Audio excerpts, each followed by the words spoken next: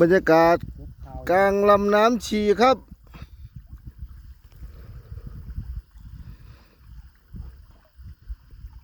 ไปหาปลากัน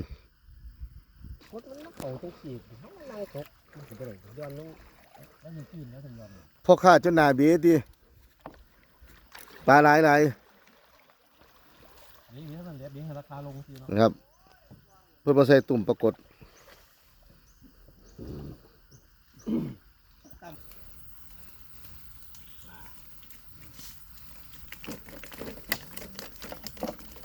โอ้พวกจนเมื่อยนั่งจนปวดเอวเนาะ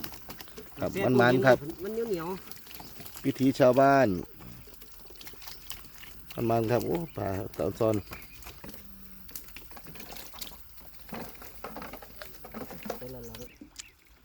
ครับเป็นผลประกอบการครับผมพอได้กินเนาะ